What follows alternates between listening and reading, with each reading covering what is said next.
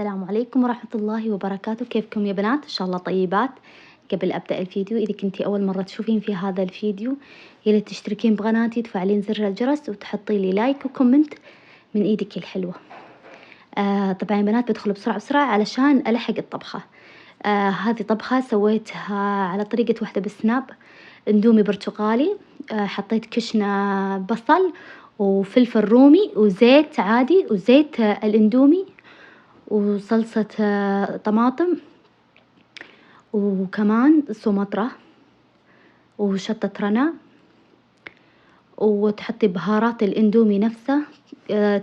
طبعا سلقت أنا 2 والمفروض أكثر الكمية أكثر، تصير كذا على اللون غامق مرة، فقللت مرة الكشنة شوي يعني، وتقلبينها كذا. أنا حطيت إضافة صويا صوص معتدلة، عادي براحتك، إذا ما تبين عادي لا تحطين. وهنا يا بنات حطيت الاندومي وقلبتها شوي، ورجعت سويت اندومي عادي للأطفال لأن هذا حار مرة سبايسي، ورجعت زودت الكمية حبتين كذا، سمطر شوي وشطة، لأن زي ما قلت لكم سويت اندوميتين فصار يعني شوي يعني ما كثرت الشطة وكذا، أنا بيه سبايسي مرة. وحطيت ليمونة كمان وعلى بيبسي، وخلاص بالعافية على قلوبكم. وهذه الطبخة سهلة وجميلة ولذيذة، أحسن من الإندومي السادة. خلاص يعني كنت كذا أبي أغير وحطيت الحاجات البسيطة هذه. طبعا طبقتها اليوم لأني شفتها اليوم قبل أنسى. وهنا يا بنات دخلت على المواعين لأن المطبخ كان والله يعني مكركب، وكان هذا على شوية على العصرية علشان ألحق الموية، لأن الموية عندي باردة يا بنات، ما عندي سخان، فلحقت الموية شوية لا دافية حاجة بسيطة. وغسلت المواعين. طبعا يا بنات في الروتين والله كان ودي يا بنات أنظف من قلبي، يعني أنظف الدواليب ومن جوات الدواليب، بس صارت لي حادثة وراح تشوفونها طبعا بالفيديو إن شاء الله. وهنا غسلت المواعين، هي والله أكثر من كذا، بس حطيت مواعين بجلاية وهذه كانت على ايدي، غسلتها على يدي. وكمان رجعت بعد العشاء وزي كذا كان في أكواب وأشياء وحطيتها بالجلاية. طبعا أنا غسلت المواعين قبل العشاء، بس كذا حبيت أستفتح الفيديو بالطبخة أحسن، علشان مو على طول أصدمكم كذا بالمواعين، تعرفون كذا يعني صدمة عمر، ومع هذا البرد يعني استحالة تنشطين أو تعطيكي طاقة هذه اللحظة، بالأخص بالبرد. وهنا يا بنات يعني حاولت إن قد ما أستطيع يعني أغسل معاكم شوي كم طبق، لأن البلوزة غثتني، أحاول أرفعها وأتذكر إني أسوي، رجعت نزلتها ويلا أحاول يعني قد ما أستطيع إني أغطي إيدي، بس والله كان في برد والموية باردة. طبعا اليوم الصباح درجة الحرارة 7، كان في برد مرة. وكمان يعني إذا مسك البيت البرودة خلاص مسك، برا ما شاء الله دافي، بس جوة البيت لا والله بارد مرة. عاد إن شاء الله بكرة بإذن الله أصحى بدري بدري كذا على 11 10، أفتح الشبابيك وأبخر البيت يطلع البرد من البيت. وهنا يا بنات خلصت، يمكن هذه آخر، طبعا باقي في مواعين وزي كذا، بس إني حاولت إني ما أطول الفيديو زيادة، لأني نظفت المطبخ يعني شبه كامل، بس مو زي اللي كان في بالي والله.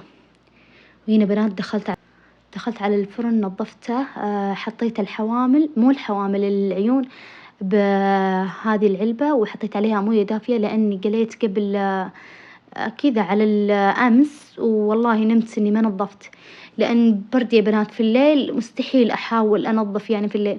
والظهر طبعا والله نمت يعني الصراحة يعني، ويا دوبك يا دوبك بالقصب والله قصبت نفسي كذا على العصر أقوم أنظف، لأن زي ما قلت لكم يمسك البيت البرودة، وإذا صرت خلاص أدفى كذا وخلاص ما ودي أقوم والله، يعني كسل، تعرفون الشتاء وكسله.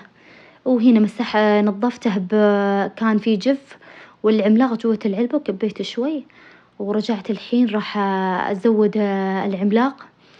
ما شاء الله حلو يا بنات، يشيل الدهون مرة.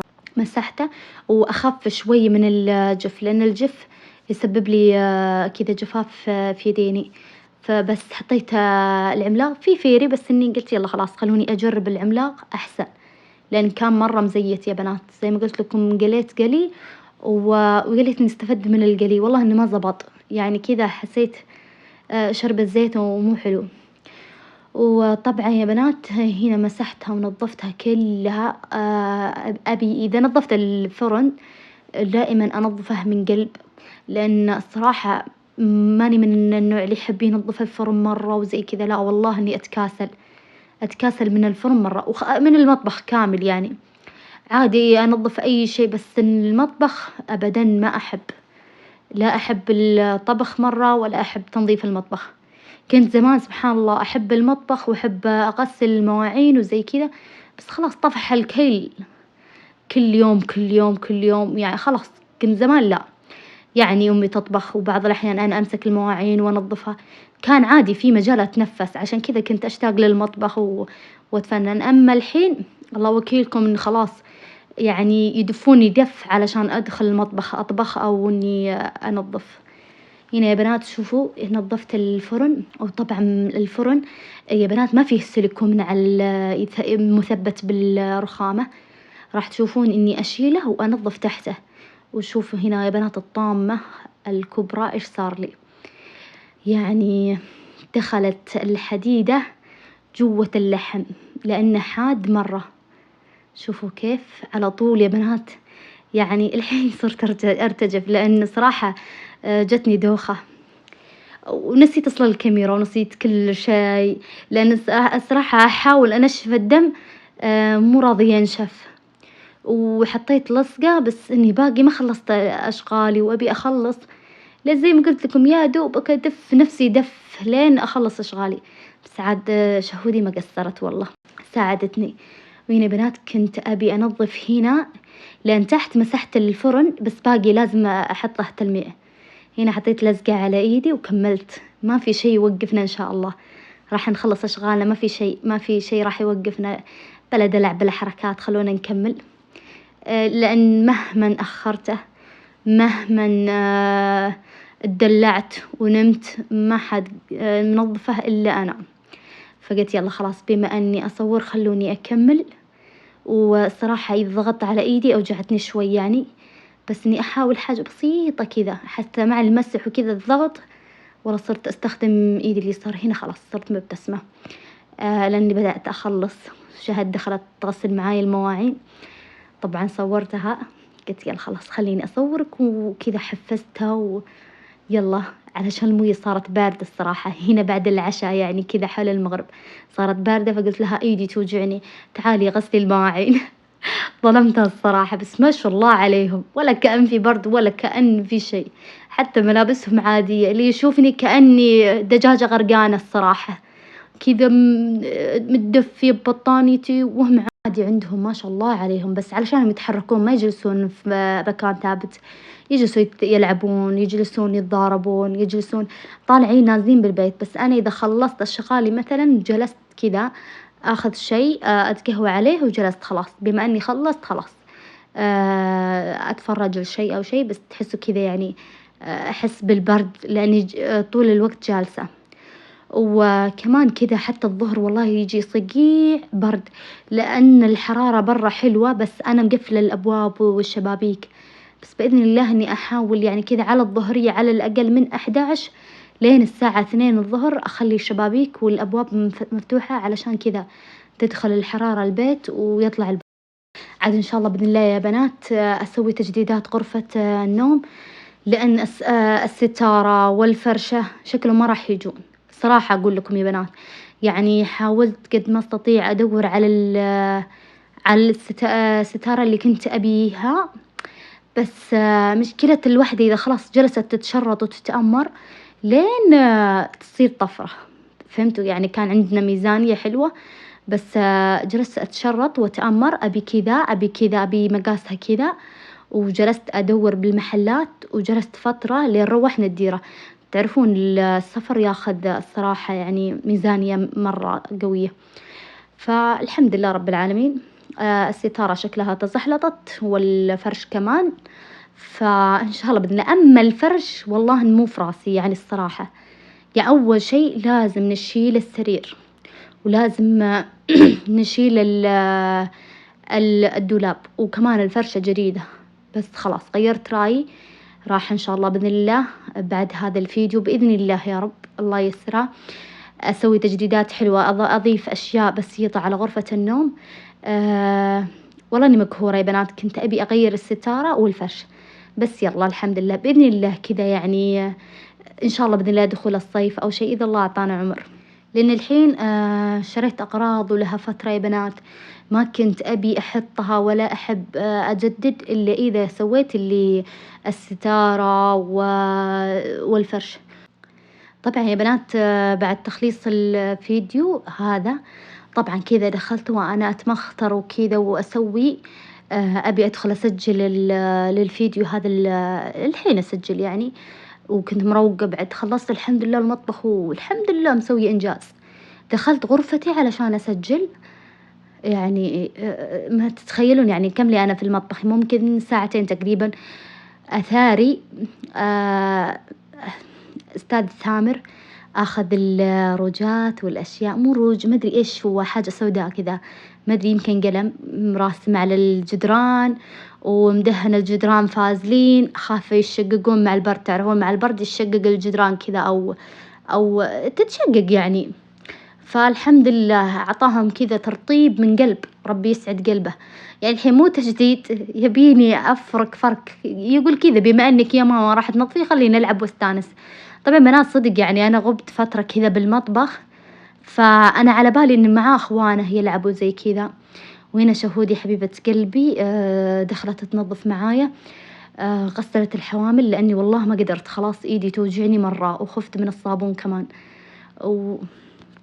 وكمان لاحظت على إيدها شيء وتكلمت معاها قلت إيش هذا اللي في إيدك، وتركت كل شيء وجلست تركز في إيدها وجلست تغسل وتدعك، مدري يمكن روج يعني أصلا كذا ثامر يعني عشان كذا يشوف شهد تستخدم أشيائي فيستخدم ثامر ما يقصر ما شاء الله عليه. بس أنا الحين أفكر إيش راح أشيل الفازلين بإيش يعني، الحين الجدران مليانة فازلين ولي مدري كم فترة أدور عليه الفازلين، والحين حصله تمور ما شاء الله ما قصر والله، الله يعيني. بس الحين شكلي راح أخلص أنزل الفيديو إن شاء الله وأبدأ أصور من الحين علشان يمديني أنظف، لأن بكرة استحالة يمديني أنظف وأجدد وأضبط. بس الإضاءة معايا يا بنات زي ما تشوفون في الفيديو حاجة بسيطة تكة مظلمة، ويا بنات أهرب من خيالي يمين يسار أقطي بالاستكر هذا ما في فايدة، بس اعتبروه شبح يعني كذا يعني شيء مبهم ليس له ملامح، فعادي يا بنات. وهنا بنات مسحت الأرضية وخلصت. أهم شيء عندي الفرن والمغسلة نظيفة والأرضية، أما مواعين زايدة أما الجلاية مليانة مواعين والله ما عاد تهمني، عادي اللي يهمني الفرن والمغسلة والأرضية تكون نظيفة وخلاص. وتعرفون مع البرد ما في الغسيل والأشياء هذه برد. وكمان يا بنات هنا مسحت كذا مسح بسيط للدواليب. طبعا تعرفون مع البرد لازم تحافظين أول بأول، لأن ما راح تقدرين كل شوي تمسحين أو تسوين تنظيفة عميقة من جديد، يعني صعبة. جلست بس ساعتين بالمطبخ وأحس كذا شوي برد مرة.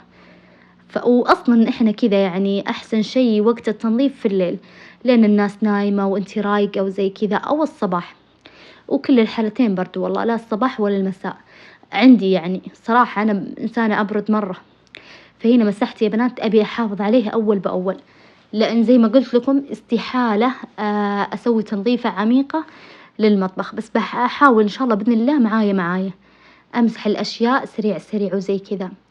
على الرغم ما شاء الله يعني تعرفون عندي واحد الحين مستكشف يعني أكيد زي ما جت الزمان على الجدران راح يجي على الدواليب والأشياء هذه. والله ما عندي مانع، عادي يكتب يرسم يلعب في الأشياء هذه، ما عندي مانع في الأشياء هذه. أنا أخاف من الأشياء اللي مثلا الأشياء حادة. وكمان صار ياخذ شيء تخيلوا كذا زي سلة الغسيل يقلبها كذا على الوجه ويطلع على الرخامة، لأني أشيل الحلا فوق فمرتفع شوي، يطلع على الرخامة ويفتح الدولاب وينزل اللوتس وياكل. يعني صار عليه حركات ما أدري وين ألحق على إيش والّا إيش، بس عادي بما أن الروج تحت خدمته عادي والله ما يهم، عادي كل أطفالي كلهم الصراحة شهد هيثم مرّوا بهذه المرحلة، ترسيم الجدران، حتى شهد أقول لكم أقسم بالله العظيم إن هي سوت لها ألهم من حركة ثامر. شُفتوا هذه اللمبات اللي زمان تجيكِ صغيرة تولع وتطفى كذا الرومانسية زمان، فكان عندي واحدة وكانت مقطوعة يا بنات ما في السلك فيشة وسلك، أما اللمبات كذا مقطوعة ورميتها، ما أدري وين حصلت السلك، تخيلوا إيش سوت؟ خذت هذه ماركة حقة الكنب وطلعت عليها ودخلت السلك المقطوع بفمها ووصّلت السلك، أقسم بالله العظيم إن هذه اللحظة ما راح أنساها، جات عندي وأنا أغسل على المواعين وزي كذا، طبعًا الصالة مطلة على المطبخ، أنا سمعتها تبكي وزي كذا كانت صغيرة مرة، ألاحظ فيها لونها أسود وتطلّع لسانها وتبكي، ما أدري ويش صار لها هذه المجنونة، وكذا أقلّب فيها وأتفرّج فيها ما فيها شي بس تبكي، تبكي، وأشوف في شي كذا كأنه سِنّة على الجهتين في لسانها، استغربت وش فيها يا ربي، وسكّتها وزي كذا وأنا طالعة من الصالة إلّوني أشوف السلك، يمّا كانت تروح بنتي وأنا أغسل مواعين ولا كنت دريانة، بس إيش هذه الفكرة الجهنمية، عشان كذا حركات ثامر عادي أنا متعودة عليها من أخوانها. يعني خاصة يعني شهد، أما هيثم لا والله، كان وهو صغير هادي بس الحين ملقوف، يعني سبحان الله العكس، بس إن شاء الله بإذن الله راح أنتبه لها الحين صرنا نقفل المطبخ، وصرنا نشيل المفاتيح من الأبواب لأنه صار يعرف يقفل المفاتيح، بس يا بنات صدق صدق انتبهوا لعيالكم، وقرب معايا الفيديو سبحان الله يعني قصيت لكم قصة حياتي كلها في هذا الفيديو، عاد إن شاء الله بإذن الله إني ما جبت العيد. لأني راح أحمله وراح أنزله، مفقع قلبي وأنا أسولف، يلا يا بنات لا تنسوني من اللايك والكومنت الحلو، واستودعتكم والله يا بنات، وآسفة على الصرعة اللي راح أصرعكم إياها الليلة، بس يلا اعتبروها حكاية ورواية، استودعتكم الله يا بنات في روتين قادم بإذن الله.